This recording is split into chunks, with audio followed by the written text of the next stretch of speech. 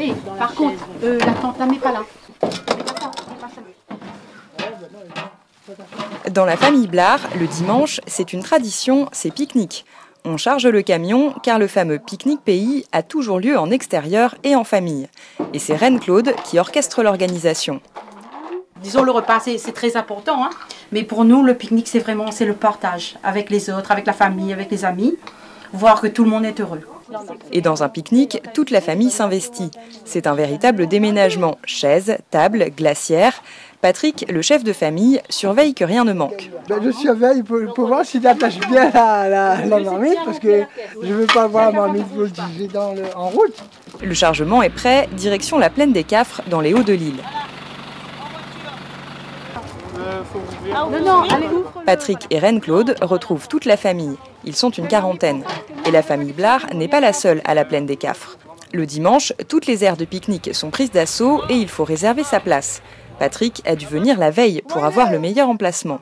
Vous voyez, pourquoi je suis venu la veille? Parce qu'il faut réserver. Si on n'arrive pas très tôt le matin, ou bien dans la nuit, on n'a pas de kiosque, hein, parce que comme vous voyez, tout est pris maintenant. Tout est pris. Il est 9 h, l'organisation du repas se met en route. En arrière-cuisine ou au fourneau, chacun a son rôle à jouer. Reine Claude tranche l'ananas, tandis que Nicolas, son fils, surveille le feu. Pour Daniel, la tante, occupée à couper les oignons, certains ingrédients sont essentiels à la préparation d'un bon pique-nique. Quand on vient au pique-nique, c'est plutôt le curry, rougail saucisse, curry de poulet, voilà. Et puis le piment aussi. Le créole, lui, il est friand de piment. Convivial et accueillant, c'est ainsi que les créoles envisagent le pique-nique du dimanche. Et Patrick est fier de présenter son menu aux touristes. Les oncles, les tantes, les neveux et les nièces arrivent de tout le sud de l'île. Le plus jeune, Enzo, a 5 mois, et la doyenne, Mémé Mimi, 92 ans. Et vous savez que nous ne pouvons pas vous recevoir tout le monde à la fois. Le partage et le bonheur d'être ensemble, c'est ce que les aînés espèrent transmettre aux plus jeunes. Marie, une amie de longue date de la famille, se souvient que déjà petite, elle allait pique-niquer. Pour moi, le pique-nique, ça fait partie de nos traditions, même depuis longtemps. On n'avait peut-être pas de voiture, mais on prenait la charrette ou des chevaux, on était tous dedans.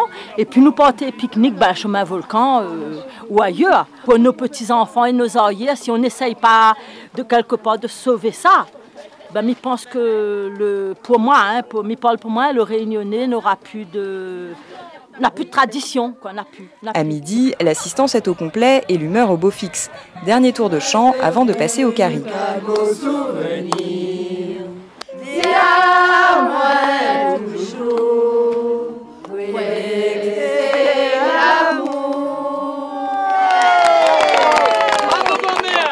Après 4 heures de cuisine au feu de bois, les caries sont fin prêts.